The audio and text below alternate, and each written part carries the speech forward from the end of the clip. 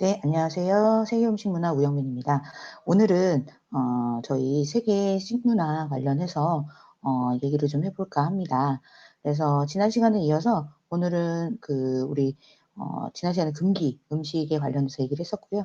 오늘은 먹는 도구부터 시작해서 세계 식생활에 관련해서 이제 얘기를 좀 해볼까 합니다. 그 전에 앞서서 이제 우리 영상이나 이런 것들 보시면 되고요. 그리고 인제 우리 내용을 조금 이제 보여 드리도록 할게요.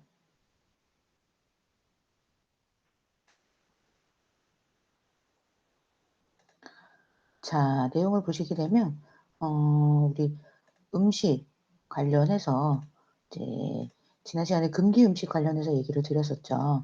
그래서 오늘은 이제 먹는 도구들을 쪼끔 얘기를 좀 해 볼까 해요. 그래서 먹는 도구는 어떻게 각 나라마다 이제 다양성을 갖고 있는지에 관련해서 얘기를 해 볼까 합니다.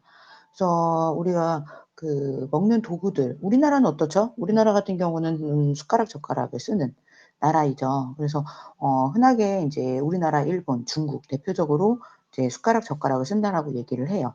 그래서 우리가 인제 밥을 먹을 때나 국을 먹을 때 숟가락을 이용하고 또 나머지 반찬을 먹을 때는 젓가락을 사용하는 그런 문화를 가지고 있는 나라이고요.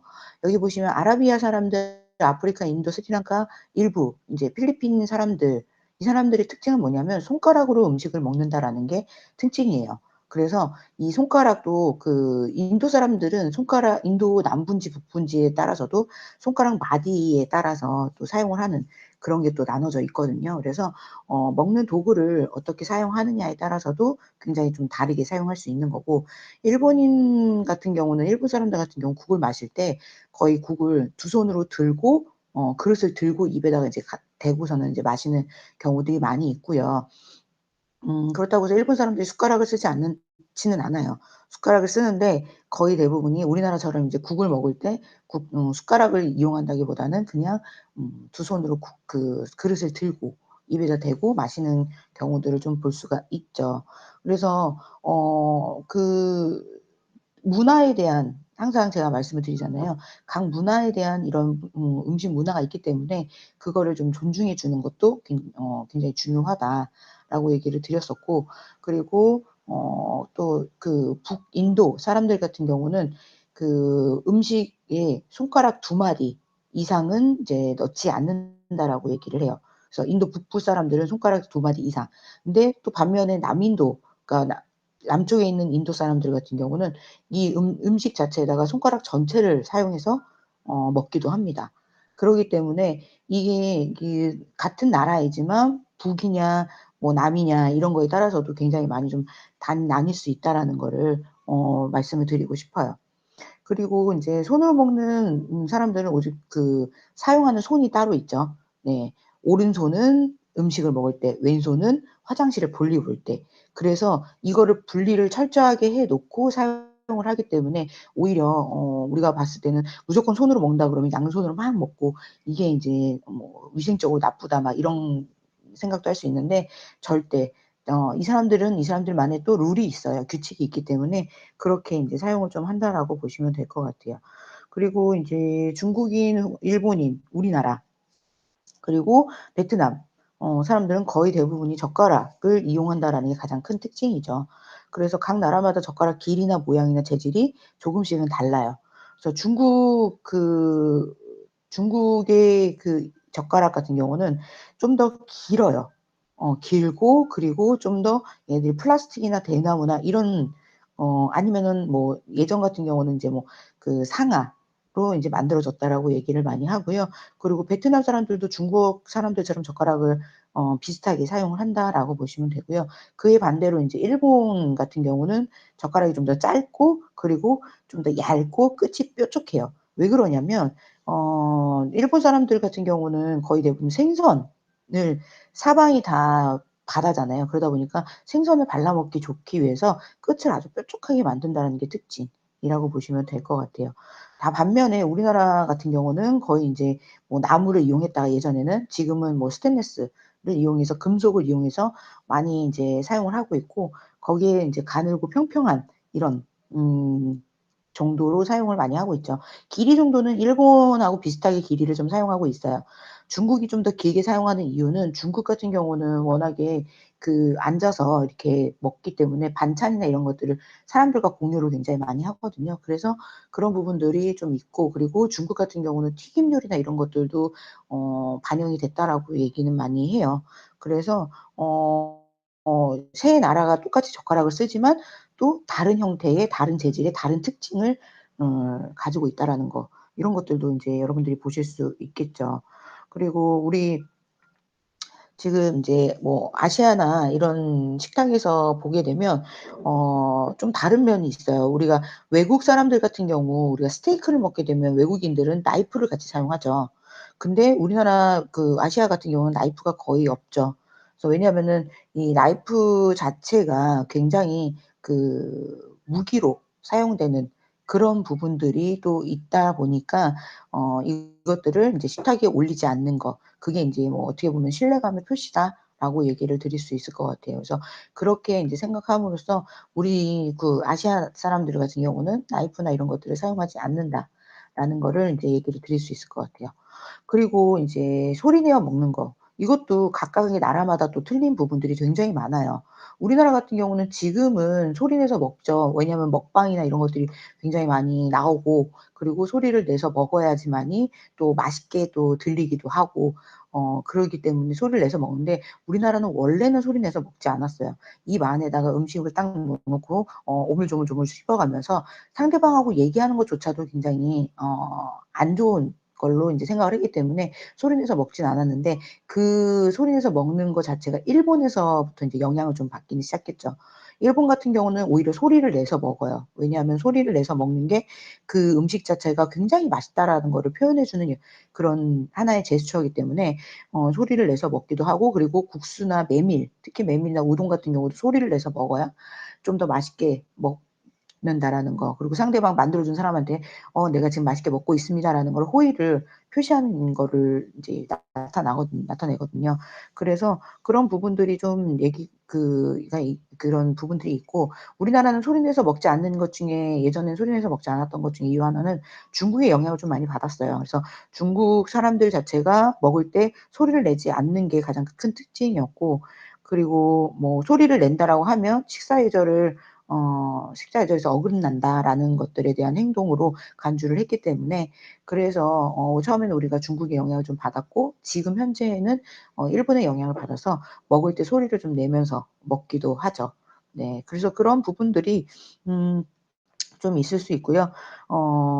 그리고 대부분 또 아시아 지역 같은 경우는 소리 내서 먹는 것들이 인제 받아들여지고 때로는 이제 또 권장되어지고 있다. 그게 인제 맛있다라는 뜻으로 이제 얘기를 하죠. 그래서 홍콩이나 이런 나라들 같은 경우는 입맛 다시는 소리 내는 거를 굉장히 좋아해요. 예. 맛있겠다.' 막 하면서 이렇게 입맛 다시는 소리 쫙쫙 내는 거 그런 것들을 굉장히 상대방 만들어 준 사람한테 호의를 표시하는 거다라고 인제 생각을 하기 때문에 그렇게 인제 받아들여지고 있죠. 그리고 인제 뭐 필리핀이나 뭐 사우디나 이런 데 같은 경우는 각각의 인제 또 달라요. 뭐냐 하면 우리는 먹고 나서 트름하는 거에 굉장히 신뢰라고 생각하잖아요. 근데 이런 필리핀이나 사우디 같은 경우는 먹고 나서 인제 트림하는 것도 굉장히 '내가 지금 맛있게 잘 먹었습니다. 소화를 잘 시켰습니다.'라는 그런 표시가 된다라고 하더라고요. 예. 그래서 되게 좀 각 같은 같은 아시아 나라인데도 불구하고 쪼끔은 이제 스타일이나 이런 성향이 좀 다른 것들도 많이 나타나기도 하죠.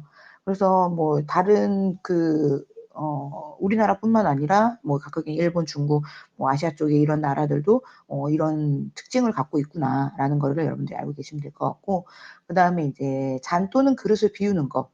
그릇을 비우는 거 자체도 굉장히 문화에 따라서 또 다르기도 하거든요. 우리나라 같은 경우는 굉장히 좀 깨끗하게 깔끔하게 먹는 거를 선호하죠. 그래서 저 어릴 때는 아빠들이 그 얘기를 했었던 기억이 있어요. "농부의 그 쌀 한 털 한 털이 농부의 피와 땀이다.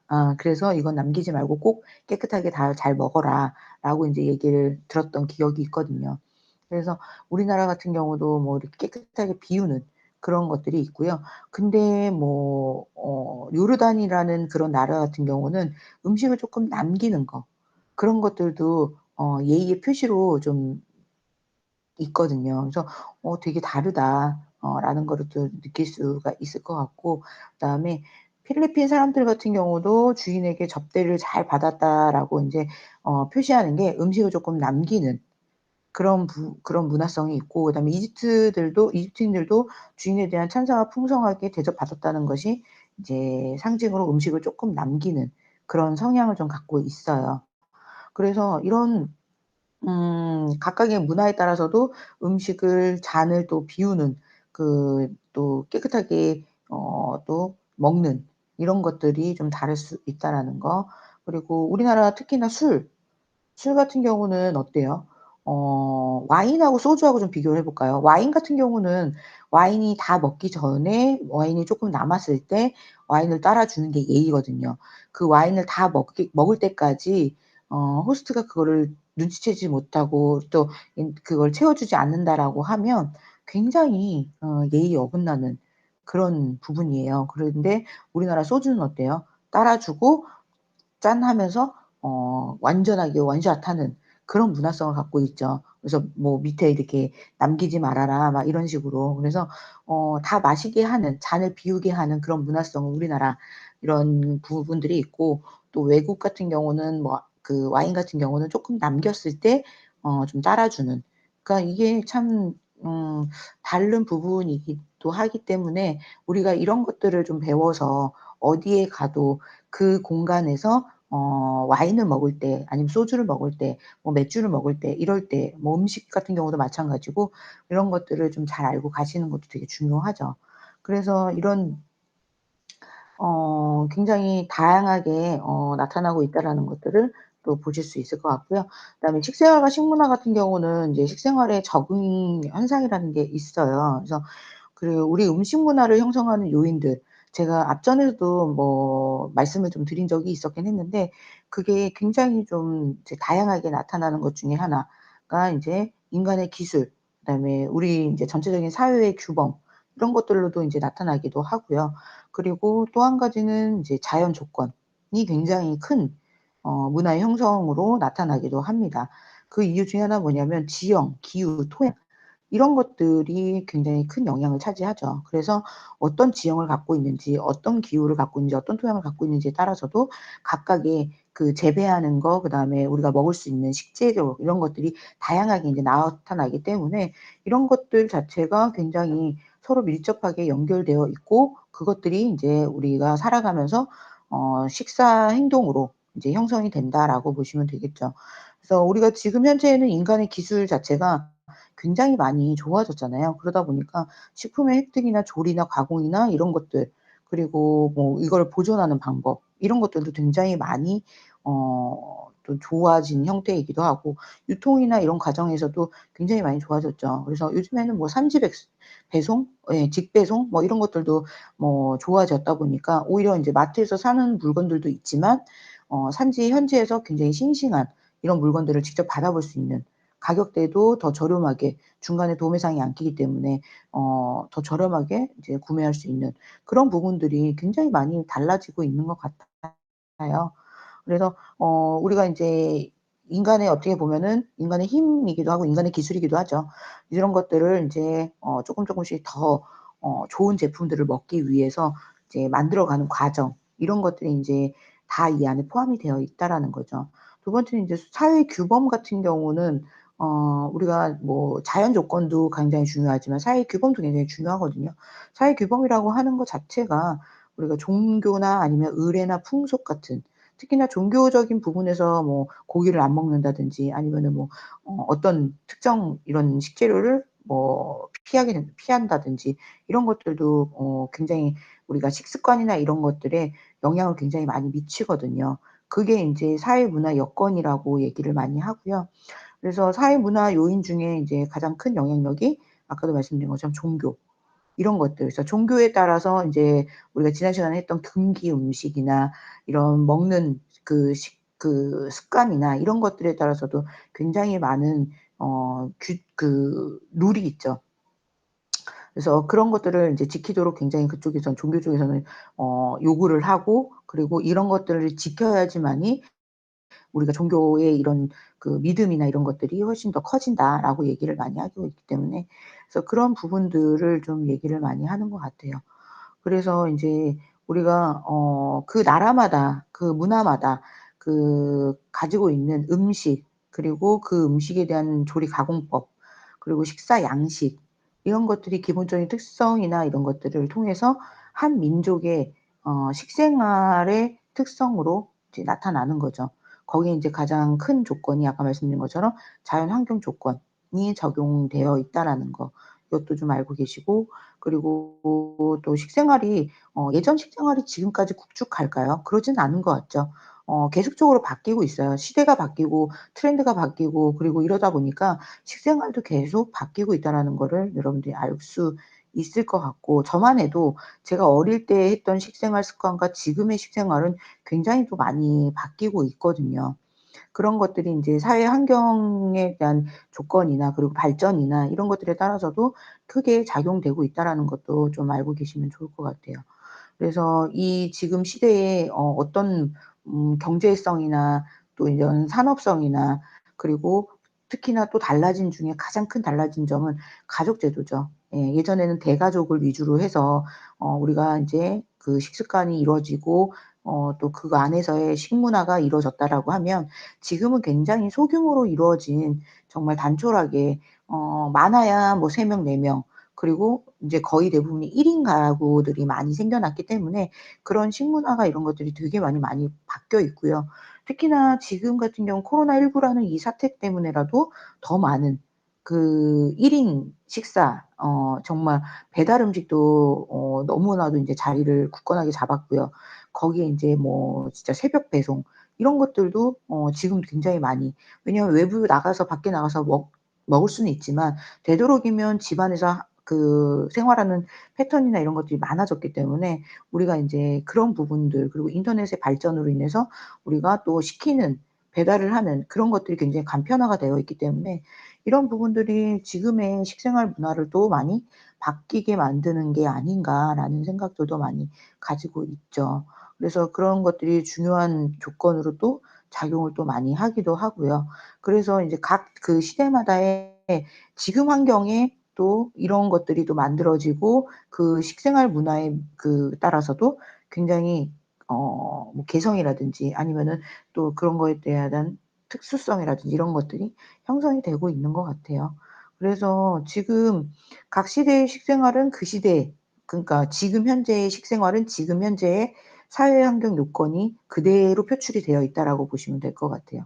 제가 뭐 말씀드린 것처럼 배달이 또 급부상하고 1인 가구가 집에서 혼술을 하고 막 이런 것들. 내가 좋아하는 영화나 TV나 아니면 유튜브나 이런 영상을 보면서 나 혼자서 먹고 싶은 거, 그리고 마시고 싶은 거, 이런 거를 보면서 인제 스트레스도 풀고 하루의 일과를 그렇게 마무리 짓기도 하고, 그게 지금 현재의 이 식생활이 아닐까, 식문화가 아닐까라는 생각들도 많이 하고 있습니다. 점점 1인 가구는 늘어난다고 얘기를 많이 해요. 그래서 저도 한 4-5년 전에 인제 1인 가구에 대한 것들을 연구를 하면서, 아마도 진짜 향후 한 5 년에서 10년 사이에 많이 늘어날 것이다라고 생각을 했는데, 그게 쪼끔씩 더 빨리 체감이 되고 있더라고요, 저 같은 경우도. 그래서 그런 부분들이 지금 현재의 사회 환경 요인이 아닌가라는 생각들도 많이 하고요. 거기에 이제 생활 양식에 따른 뭐 식문화나 이런 것들도 굉장히 크죠. 왜냐하면은 우리가 음식의 생산과 소비에 관한 방식이 예전하고 좀 많이 달라지고 있다라는 거 많이 느끼실 거예요. 저 같은 경우는 진짜 뭐가 필요하면은 마트를 가든 아니면은 뭐 인터넷을 불러도 이게 쪼끔 시간이 오래 걸리든 이랬던 시대였었는데, 지금은 오늘 몇 시까지 이전까지만 시키면 다음날 새벽에 딱 우리 현관문 앞에 배달이 되어 있고, 이런 부분들도 어떻게 보면은 또 굉장히 많이 바뀌는 부분이기도 하죠. 그게 인제 고객의 니즈에 따라서도 그 기업들만의 이제 본인들이 살아가는 방식이잖아요. 음 그게 인제 마케팅이고 그게 인제 어떻게 보면 또 자기들만의 매출을 또 증대를 시키는 역할을 하는 거기도 하고, 그러니까 이런 부분들이 산업의 발달에 또 있다 보니까 현재 우리가 갖고 있는 음식 문화에 영향을 주는 거는 확실한 것 같아요. 그건 맞는 것 같아요. 그리고 인제 우리가 예전 같은 경우는 이제 어떻게 보면은 계급적인 질서, 그러니까 뭐 정말 딱 어떤 이 계급적인 부분들이 좀 명확하게 있었다라고 하면, 그리고 지역적인 차이나 이런 것들도 굉장히 달랐죠. 전라도, 경상도 완전히 진짜 굉장히 심했을 정도로 되게 좀 이렇게 날이 서 있는 그런 지역적인 차이나 지역적인 감정이나 이런 것들이 되게 많았기 때문에 음식 자체에도 굉장히 특색 있게 이런 것들이 많이 형성이 됐고 그거를 유지를 시켜 왔다가, 요즘 같은 경우는 쪼끔 많이 달라지는 부분들이, 그런 것들을 우리 세대도 마찬가지고 여러분들 세대도 마찬가지고 '그런 것들이 뭐가 중요해. 같이 이렇게 공유하면서 맛있는 거 먹고 이러면서 살아가는 게 중요하지.'라고 하면서 이런 것들이 기준점이 굉장히 모호해지는 그런 현상이 나타나기 시작하는 거죠. 그래서 이런 부분들도 지금 현재의 생활 방식에 따라서 되게 많이 바뀌는 식문화이기도 하고요. 그리고 또 한 가지는 예전 같은 경우는 그냥 이렇게 소소하게 이렇게 판매가 됐다면, 지금은 이제 대량 생산 판매가 되다 보니까 모든 공장에서 다 대량으로 찍어내고 막 이런 것들이 되고, 또 수송이나 저장이나 이런 것들, 그러니까 소비 시장 자체 형태가 굉장히 많은 변화가 일어나고, 그리고 되게 커졌기 때문에 그런 것들 자체가 음식 문화에 영향을 주고 있을 수밖에 없다라고 얘기를 많이 드려요. 그리고 생활 양식하고 사고 방식이나 이런 것들도 많이 바뀌고 있고, 그리고 우리가 인제 음식 그런 문화라는 거 자체가 굉장히 어 먹는 거하고 그다음에 어떤 지역적인 부분, 이런 부분들도 관련해서 공통으로 나타날 수 있는 그런 부분들, 이런 것들을 우리가 인제 행동 양식이라고 얘기를 하거든요. 그래서 어떤 식품을 이제 어떤 방식으로 조리하나, 그리고 또 그걸 가공하나, 어떻게 먹느냐, 이런 거에 따라서도 다 그 안에 인제 포함이 되어 있다. 행동 양식에 인제 포함이 되어 있다. 그래서 한 나라의 식생활 문화 같은 경우가 식품의 생산, 조리, 가공, 상차림 이런 것들, 그리고 음식을 먹는 습관, 그리고 뭐 연구나 뭐 식기 이런 것들을 다 포함해서 그 안에 포함이 되어 있는 거고, 그러면 각각의 요소마다 그 나라의 자연적인 또 사회 환경적인 조건, 이런 것들에 따라서도 그 민족의 특성이 들어가 있다, 포함이 되어 있다, 내재되어 있다, 이렇게 얘기를 많이 하죠. 그래서 여러분들도 보시게 되면 우리나라도 그렇게 땅덩어리가 넓은 게 아닌데도 불구하고 각각의 강원도, 서울, 그다음에 뭐 충청도, 경상도, 전라도 이쪽 남부 쪽에 다 틀리잖아요. 나오는 식재료도 틀리고, 가서 인제 맛보면은 전라도는 전라도식의 인제 뭐 이런 반찬이나 이런 맛이 있고, 경상도는 경상도식의 또 음식의 맛이 있고, 이런 것들, 또 제주도도 제주도만의 이런 맛이 있고, 그러니까 굉장히 그 자연 환경적인 조건에 따라서 되게 많은 차이가 있다라는 것들을 인제 보실 수가 있잖아요. 그래서 우리 그런 부분들이 인제 그 민족의 특성이 갖고 있다, 포함이 되고 있다라고 얘기를 드릴 수 있을 것 같아요. 그리고 인제 우리가 인간의 인제 식사 예절이나 이런 것들도 다 그 문화 양식에 따라서 연관성이 있다라고 얘기를 많이 드리고요. 그리고 인제 문화가 학습되어진 그 문화 자체가 계속적으로 이루어져 내려오면서 그것들이 인제 경험이 되고 바탕이 되고, 그러면서 그것들이 인제 어떻게 보면 전승이 되는 그런 식습관, 이런 것들도 우리가 인제 어떻게 보면은 그걸 받아들이고 있는 거죠. 우리는 그냥 살면서 아무 느낌 없지만 가족끼리 같이 밥을 먹으면서 엄마 아빠가 어떻게 행동을 하고 있고, 어떻게 우리 나한테 이렇게 "어떻게 먹어라."라는 것들을 얘기해 주면서 그것들이 인제 습득이 되고, 그것들이 이제 정착화가 되면서 우리가 인제 그 문화성을 받아들이고 있는 거거든요. 음. 그러면서 그 각각 우리나라의 문화를, 우리나라에 먹고 왔던 이런 식습관이나 이런 것들을 내가 자연스럽게 인제 받아들이고 있는 그런 것들. 그래서 음식 문화라는 것 자체가 여러 민족이 인제 제각기 발달시켜 온 음식의 인제 종류나 조리법이나 상차림법, 거기에 인제 식사 예절 이런 것들이 다 각 민족의 역사적, 문화적 소산들이다라고 얘기를 해요. 그래서 이런 음식이나 이런 것들에 따라서 굉장히 각각의 인제 나라나 이런 것들이 이런 나라에서 이제 나타나는 현상이다라고 보실 수 있을 것 같아요. 그리고 음식의 또 종류나 요리 방식이나 이런 소비 형태나 이런 것들에 따라서도 생태 환경적인 요소하고 밀접한 관계를 갖고 있다라고도 얘기를 하고요. 그것들이 인제 우리가 얘기하는 사회의 모습 그리고 영양 보충의 원리와 그 별개로 존재하는 사회적 가치관의 총체라고도 얘기를 합니다. 그래서 음식 문화 형성의 요인이라고 하는 게 자연 조건, 그다음에 사회적인 조건, 경제적인 조건, 기술적인 조건, 그다음에 사회 계층적인 조건, 심리적인 조건, 그다음에 외부와의 교류 이런 것들에 대해서도 영향을 많이 받아간다라고 얘기를 드릴 수가 있겠죠. 그리고 뭐 우리가 흔히 얘기하는 소득 수준에서도 쪼끔은 달리 또 얘기를 하기도 합니다. 그래서 인제 그 소득 수준이나 생활 수준 그다음에 취업 상태 이런 것들도 식생활 형태에 굉장히 밀접적으로 밀접하게 연관이 되어 있다라고 얘기를 해요. 그래서 이런 부분들을 왜 연관을 짓게 하냐. 아무래도 우리가 뭐 우리가 취업을 했거나 아니면 우리가 뭘 일을 하고 여러분도 아르바이트 해 봐도 아시잖아요. 내 시중에 내 돈이 얼만큼이 있는가에 따라서 내가 먹고 싶은 거 내가 먹고자 하는 거 이런 것들의 차이가 또 생겨나기 시작하잖아요. 그래서 그런 부분들도 인제 음식 어 문화에 또 영향을 미친다라고 얘기를 합니다. 그리고 인제 식습관. 이 식습관을 보시게 되면 개인 식습관이란 식생활과 관련된 모든 식습관으로 음식에 대한 기호에서 일상 영유하는 식생활 태도와 행동을 모두 포함한다라고 얘기를 하죠. 그래서 식습관에 따라서 좋아하는 음식이나 음식의 섭취 유형이 또 많이 달라지죠. 그래서 그거에 따른 이제 식습관이 각각의 가지고 있는 개개인의 영양소 이런 것들도 굉장히 많이 달라지고 그다음에 나의 건강, 개인의 건강 수준 이런 것들도 굉장히 많이 다르게 된다라고 얘기를 드릴 수가 있겠죠.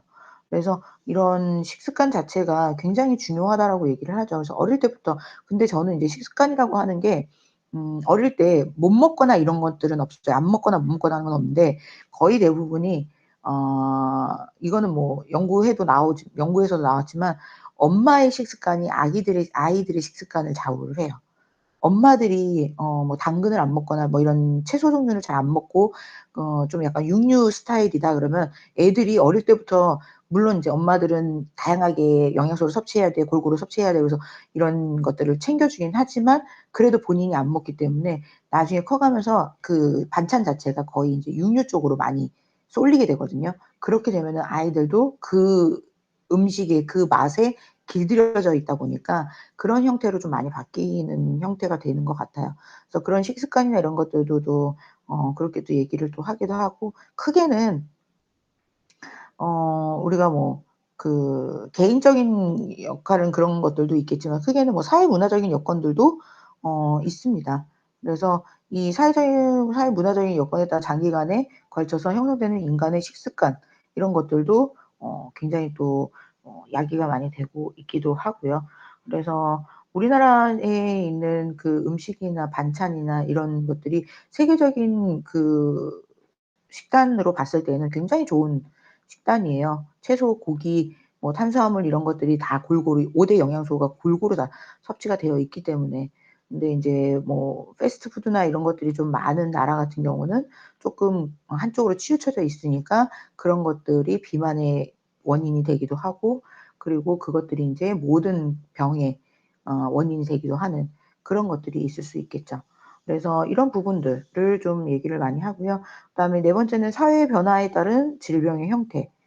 우리가 과거에는 영양 섭취가 불량으로 그 어떻게 보면은 좀 영양 섭취가 좀 안 되다 보니까 몸의 면역력이 떨어지고 저항력이 떨어지고 이러다 보니까 뭔가 감기가 오거나 이런 게 오면 바이러스가 오게 되면 걔네들을 막을 힘이 없는 거예요. 그러다 보니까 굉장히 좀 많이들 예 어린 나이에 힘들어지고 뭐 좀 그런 부분들이 좀 있었는데 지금 같은 경우는 그런 게 아니죠. 지금은 오히려 과다예요, 과다. 현대는 지금 식사의 그런 오히려 좀 줄여야 된다. 다이어트를 해야 된다. 그리고 음식 자체나 뭐 이런 것들이 다 너무나도 잘 되어 있기 때문에 그런 부분들을 잘만 활용을 한다고 하면 오래 또 우리가 건강하게 영양 상태를 유지하면서 살아갈 수 있는 그런 부분들이 또 있을 수 있죠. 근데 어떻게 보면 또 영양 상태가 너무 좋아져서 오히려 그런 좋은 영양소만 또 가다로 섭취해 가지고 그런 부분들이 또 악영향을 미치는 경우들도 간혹가다 있기는 있어요. 그래서 지금의 이런 식습관이나 이런 생활 습관이나 이런 것들 자체를 좀 잘 어 형성해 나간다고 하면 오히려 좋은 부분은 또 좋게 될 수 있다라는 거. 그런 부분들이 있을 수 있겠죠. 그래서 참 요즘에는 암이라는 그리고 여러분들 당뇨 뭐 콜레스테롤 이런 것들 많이 들어보셨을 거예요. 그게 뭐 인제 어떻게 보면은 좀 너무 몸 안에 있는 그런 호르몬이나 이런 것들이 또 변화도 있겠지만 또 너무 잘 먹고 뭐 이런 것들도 또 문제가 되기도 하고 여러 가지의 문제가 있기는 있어요. 그래서 현대 우리가 지금 살아가고 있는 우리들은 식품 선택이나 이런 것들을 좀 더 잘해야 되는 너무 많은 게 있다 보니까 그러니까 너무 없어도 우리가 먹을 게 없어서 막 힘들어하지만 또 너무 많아도 그거를 또 골라내는 것도 또 힘들어하기도 하거든요. 그런 것들 과다한 음식의 이런 부분보다는 식사를 즐기면서 또 건강을 유지하는 그런 식사 형태를 쪼끔 더 유지하는 게 훨씬 더 좋겠고 그리고 또 뭐 이런 너무 막 배부르게 먹는 것보다는 식사를 할 때에 그 식사에 대한 멋이라든지 이런 것들을 중요하게 여기는 그런 부분으로 쪼끔 더 발전을 시킨다고 한다면 훨씬 더 좋은 식습관이나 이런 것들을 형성해 낼 수 있겠죠. 그리고 모든 사람들이 건강하게 오래도록 살 수 있는 그런 방향이 되지 않을까라는 생각을 해요. 인제 식생활과의 문화를 보시게 되면 식생활에 따른 분류로 이렇게 나눠져 있습니다.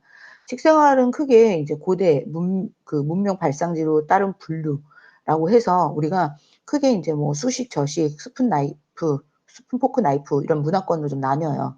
그러니까 우리나라는 대표적으로 인제 우리는 저식 문화권이죠. 네. 그래서 우리가 인제 뭐 젓가락을 사용하고 거기에 인제 비슷하게 중국이나 일본이나 그래서 이런 식으로 인제 나눠져 있다라는 거. 그다음에 수식 문화권은 아까도 말씀드린 것처럼 우리가 이제 손으로 먹는 그런 문화권이죠. 생각보다 지금은 인구수나 사용하는 인구수가 굉장히 많아요. 예. 우리가 젓가락, 숟가락을 쓰니까 거의 대부분 다 젓가락, 숟가락을 쓴다라고 생각을 하지만 그런 것도 인제 우리의 어떻게 보면은 좀 우리만의 갇혀 있는 생각일 수도 있는 거고 그리고 인제 스푼 나이프 같은 경우는 이제 이런 유럽 쪽이라든지 그런 나라에서 많이 사용을 하고 있죠. 그래서 스푼, 포크, 나이프 문화권. 크게는 이렇게 세 가지로 나뉠 수 있다라는 거.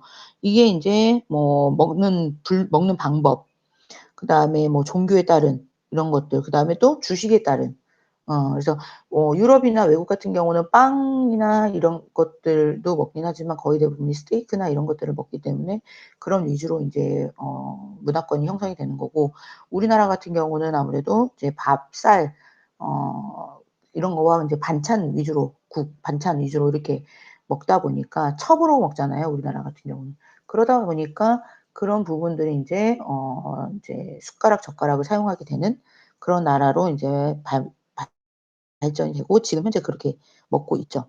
그래서 인제 뭐 이런 부분들을 또 얘기를 드릴 수 있을 것 같고요. 그리고 중국 문화권 같은 경우나 이런 것들 같은 경우는 거의 인제 돼지고기를 좀 많이 사용한다라는 거 그리고 열을 좀 많이 사용하죠. 그래서 식품이나 뭐 이런 양념, 조미료 이런 것들이 뭐 같이 이제 이루어져 가면서 중국 문화권에서는 젓가락과 인제 이런 그릇을 이용한 것들이 이제 특징이다라고 얘기를 많이 하고요. 인도 문화권 같은 경우가 굉장히 인제 중국하고 또 인제 같이 가장 오래된 음 문화권이에요. 그러다 보니까 이 안에서의 인제 뭐 그 먹는 식습관이나 이런 것들도 무시를 못 한다라는 거죠, 인도 문화권 같은 경우도. 그래서 그런 부분들을 좀 보실 수 있을 것 같고, 그다음에 우리 인제 우리나라 같은 경우나 뭐 일본 같은 경우는 거의 대부분이 이제 쌀이나 뭐 밀이나 이런 것들을 주식으로 많이 하고 있다라는 거. 그래서 이런 그 저식 문화로 이제 가지고 있다라는 거를 좀 알고 계시면 될 것 같아요. 그리고 유럽 문화권 같은 경우가 인제 얘네는 햄이나 소시지, 육류를 이용한 저장 식품들이 많이 발달이 되어 있어요. 그래서 육식에 대한 이런 향신료나 이런 것들도 굉장히 많이 발달이 되어 있고, 그 사용하는 방법, 그래서 이런 주식이나 이런 것들은 뭐 빵이나 식빵이 될 수는 있겠지만 거의 대부분이 다 인제 뭐 육류를 이용한 이런 음식들이 많이 있기 때문에 스푼이나 포크, 나이프로 인제 이루어질 수밖에 없다라는 거. 그래서 각각의 인제 나라별로 이런 차이점들이 좀 있다라는 거를 좀 알고 계시면 될 것 같고, 그다음에 먹는 방법에 따른 인제 분류를 보시게 되면 어 아까도 말씀드린 것처럼 먹는 방법에 따라 수식과 저식, 포크, 나이프 문화권으로 인제 구분이 된다라고 얘기를 드렸어요. 수식 문화권 같은 경우가 인제 음식을 먹을 때 도구 없이 인제 손으로 먹는 거잖아요. 그러다 보니까 이런 그 지역적으로 봤을 때에는 아프리카 대륙, 그다음에 서아시아, 인도 이런 나라들이 인제 대표적으로 먹는 나라들이죠. 그래서 동남아시아 이런 나라들이 원주민, 특히 뭐 원주민들 같은 경우가 대표적으로 이제 먹는, 그래서 도구를 사용하지 않고 손으로 사용하면서 입, 코, 그 귀로 음식을 즐기는 것뿐만 아니라 손으로 그 음식의 온도와 촉감을 즐기는 것까지. 그래서 우리가 뭐 세 가지, 눈으로 먹고 아니 그 입으로 먹고 코로 향을 맡고 귀로 소리를 듣고 막 이렇게 얘기를 한다라고 하면, 그 우리 인제 수식 문화권 같은 경우는 음식의 촉감까지도 온도까지도 인제 체크를 한다라고 얘기를 드릴 수 있을 것 같아요. 그래서 이 대표적인 인제 우리가 알고 있는 수식 문화권 중에 대표적인 문화가 이슬람 문화, 그다음에 힌두 문화가 이제 가장 대표적이긴 하죠. 그래서 이슬람 문화하고 힌두 문화는 똑같은 게 오른손을 사용해서 음식을 먹는다는 게 가장 똑같고요. 그다음에 힌두 문화에서는 이슬람 문화하고 다르게 개개인에게 음식을 배분하는 거, 이런 것들이 쪼끔은 차이가 있다라고 얘기를 드릴 수 있을 것 같아요. 우리나라를 비롯한 저식 문화권 같은 경우는 음식을 먹을 때 손을 사용하는 거 말고 숟가락과 인제 젓가락, 도구를 사용하는 거죠. 그래서 이런 지금 우리나라, 중국, 일본, 베트남 거의 대표적으로 유교 사상이 강한 유교 문화권에서 이제 많이들 사용하고 있는 거고, 거의 대부분이 개인용 식기나 밥그릇, 국그릇을 인제 사용한다라는 거. 그래서 인제 한국이 쪼끔 그래도 다른 나라하고 다른 것 중에, 중국하고 일본하고 다른 것 중에 우리나라는 수저, 그다음에 숟가락, 젓가락을 함께 사용한다는 거. 그래서 숟가락, 젓가락이 항상 같이 이 식탁 위에 올라가 있다라는 게 가장 큰 특징 중에 하나고, 거의 일본은 젓가락 위주로 많이 사용하고요. 숟가락도 사용하지만 거의 젓가락 위주고, 중국 같은 경우도 젓가락 위주. 근데 숟가락 같은 경우는 뭐 이렇게 국물 있는 그런 것들이 나올 때 같이 인제 나온다라는 거, 항상 있지는 않고. 그래서 그런 부분들이 쪼끔은 다르다라고 얘기를 드려요. 그래서 한국의 수저 사용 역사를 살펴보면, 우리가 인제 수식을 하다가, 우리나라도 물론 수식은 처음에 했겠죠. 왜냐하면은 처음부터 도구를 사용하진 않았을 거예요. 처음에는 인제 손으로 먹다가 인제 청동기 시대가 접어들면서 그때부터 인제 도구를 사용하기 시작한 거죠. 그래서 청동기 시대, 철기 시대에 인제 들어서면서 얘네들이 인제 숟가락을 이용하면서 철제 숟가락이 사용되고, 그것들이 인제 숟가락, 젓가락을 인제 동시에 사용하는 그런 문화권으로 이제 나타나기 시작한 그런 부분이라고 보시면 될 것 같아요. 그래서 이런 것들, 네, 일본 같은 경우는 이제 뭐 BC 3 세기경이라고 얘기를 하는데요.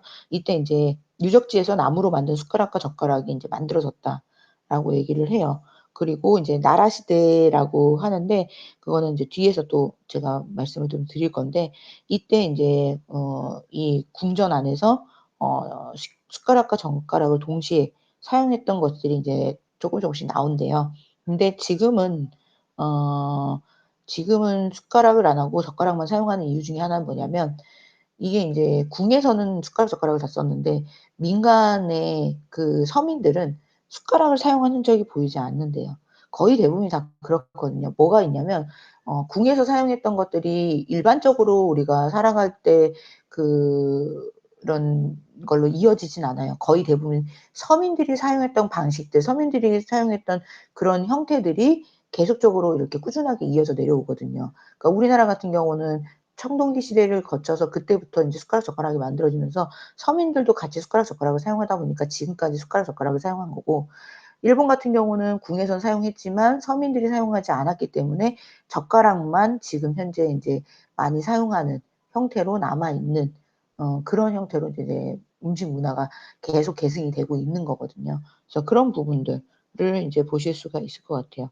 그래서 이 다음에 나타나는 인제 뭐 귀족 사회나 이런 데에서도 일본에서도 숟가락은 거의 인제 사라지다시피 되고, 그다음에 메이지 시대라고 해서 인제 그 시대가 접어들면서 냄비 요리가 유행을 하거든요. 이게 냄비 요리가 이제 나베모노인데, 그 나베모노가 유행하면서 젓가락만 사용했던 흔적이 나타난다라고 얘기를 합니다.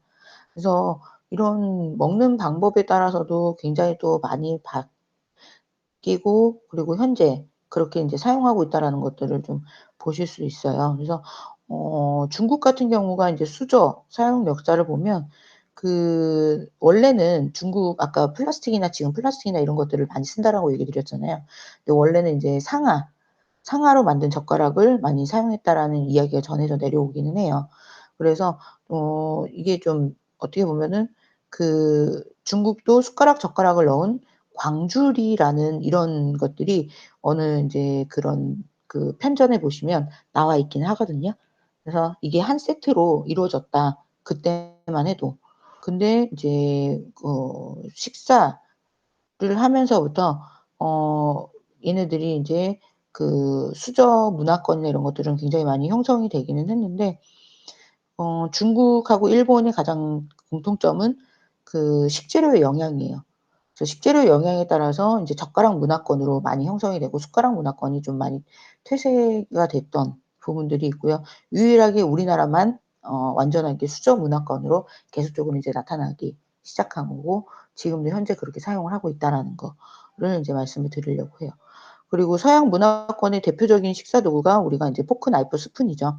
그래서 이게 인제 수식 문화권하고 저식 문화권에 대해서 그렇게 오래되진 않았어요, 역사가. 그래서 유럽 쪽에 있는 일반화된 게 한 17 세기 이후부터 인제 일반화되면서 나이프, 포크, 스푼을 이제 사용하기 시작했고, 거기에 따라서도 인제 좀 달리 나눠지는 게 계급별에 따라서도 많이 나뉘어져요.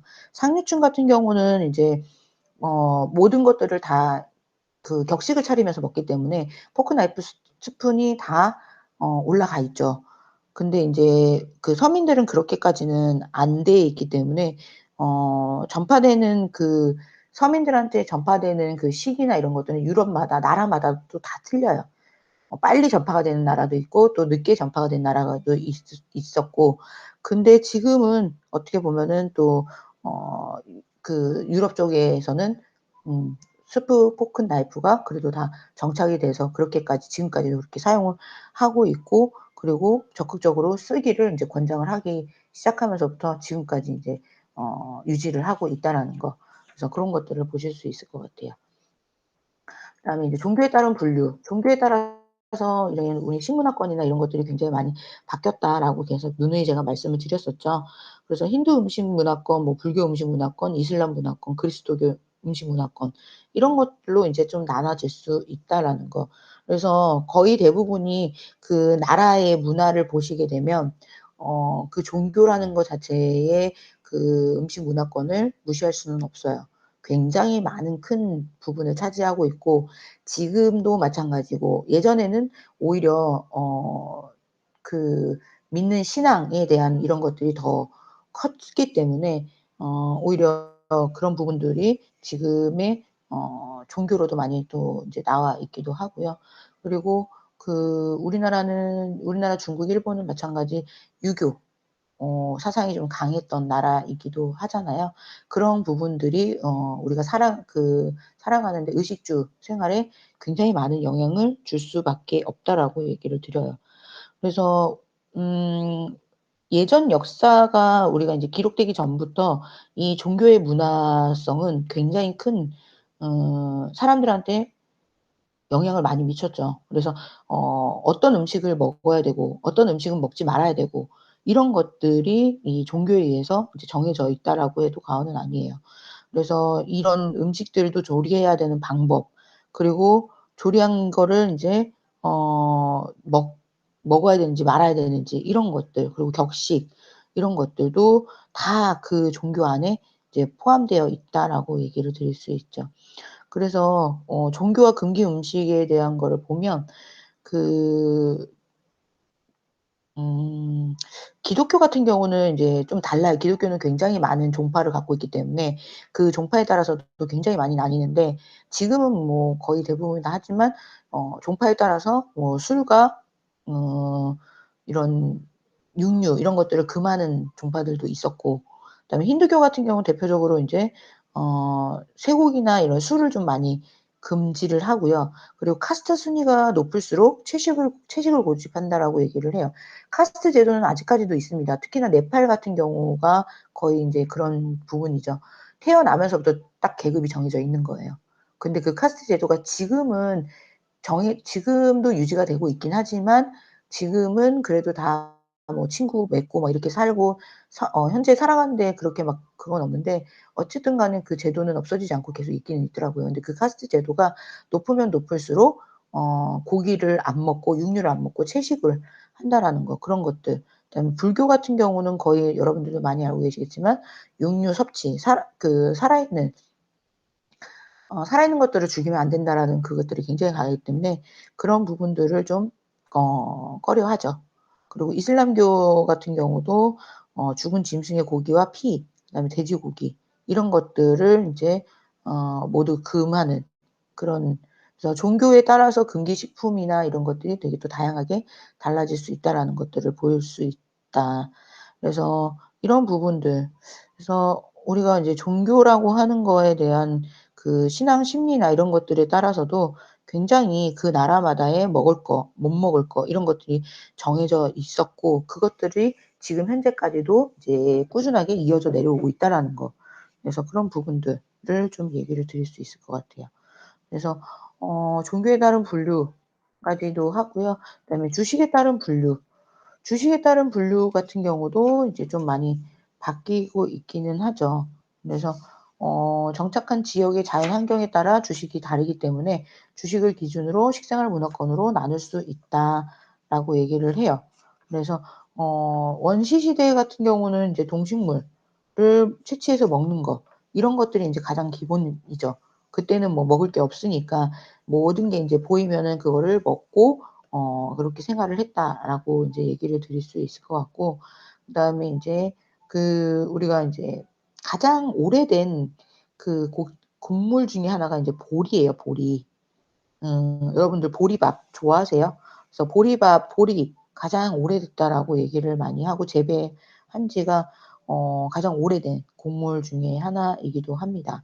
그리고 인제 그 뒤에 동물을 인제 사육하면서 농경의 도구로도 쓰고요. 특히 뭐 소나 이런 것들 농경의 도구로도 쓰고, 그 동물의 고기나 아니면 동물에서 나오는 이제 젖이라든지 뭐 알이라든지, 그리고 가죽, 털 이런 것들을 이용하게 되면서 목축을 하게 되기 시작하는 거죠. 그래서 우리나라 같은 경우도 이제 소나 뭐 돼지나 아니면은 뭐 양, 염소 이런 목축 이런 것들도 이제 좀 음 많이들 했었고요. 그리고 이제 처음에 했던 것들 자체는 좀 온순하고 무리지고 사는 그런 목축 아이들을 좀 길렀었고, 그다음부터는 인제 좀 먹을 만한, 그래서 돼지, 소 이런 식으로 인제 사육을 했다라고 인제 기록이 되어 있어요. 그래서 진짜 이렇게 목축까지 하기 시작하고, 또 이제 농경 생활을 이제 안정을 하기 시작하면서부터 점차 인제 인간이 식생활에 기본적인 이런 욕구들이 다 채워지잖아요. 그래서 그런 부분들이 좀 더 안정화가 되고, 그리고 또 내가 먹고 싶은 거를 또 먹으면서 에너지 충족도 시키고, 그러면서 인제 중요한 인제 그 주식이 자리를 잡아가는 거죠. 그래서 우리나라 포함해서 세계 인구의 3분의 1은 쌀을 먹는다고 해요. 그리고 3분의 1은 밀을 먹는다라고 얘기를 합니다. 그리고 나머지 3분의 1은 보리, 호밀, 옥수수, 감자, 고구마 이런 것들을 주식으로 활용한다고 해요. 그러니까 거의 대부분이 이제 쌀을 또 많이 먹기도 하고 밀도 많이 먹고 그다음에 나머지 인제 곡식들이나 이런 것들도 많이 먹는다라고 얘기를 하죠. 근데 인제 이 자체가 꼭 우리가 인제 우리나라는 쌀을 주식으로 먹는데 "쌀을 주식으로 먹어 왜 우리는 뭐 밀가루도 주식으로 먹을 수 있잖아."라고 얘기할 수도 있잖아요. 근데 우리나라 마찬가지고 이게 다 어떤 영향을 받냐면 자연 환경이 영향을 많이 받아요. 우리나라만은 자연 환경에 쌀을 재배하기 좋은 토양이나 토질이나 이런 것들을 갖고 있기 때문에 쌀을 주식으로 먹을 수 있는 거고 여러분들 그 뭐 베트남 음식이나 이런 데 가시게 되면 우리가 뭐 볶음밥을 먹는다고 해도 거기에 보시게 되면 쌀이 굉장히 길죠. 그리고 걔네들은 거의 대부분 그 쌀을 이용해서 라이스 페이퍼라든지 아니면 국수를 만들어서 먹잖아요, 쌀국수. 그 이유 중에 하나가 뭐냐면 걔는 찰기가 없어요. 그러기 때문에 그 쌀을 재배를 하더라도 그 쌀만 이렇게 먹는 게 그냥 먹는 게 아니라 그걸 볶아서 먹는다든지 아니면 걔네들을 좀 더 조리 가공을 거쳐서 국수를 만들어 먹는다든지 아니면 라이스 페이퍼를 만들어 가지고 먹게 되는 그러니까 그런 자연 환경적인 부분들 자체가 주식을 어떤 걸 주식으로 하느냐에 대한 기준점이 달라질 수밖에 없다라는 거죠. 그러면서 그게 인제 식생활 문화권으로 이제 나눠지는 그런 형태로 이제 보여진다라는 거. 그래서 그런 부분들이 인제 어떻게 보면 주식에 따른 분류라고 보실 수 있을 것 같아요. 자 여기까지 하고 잠깐 쉴게요.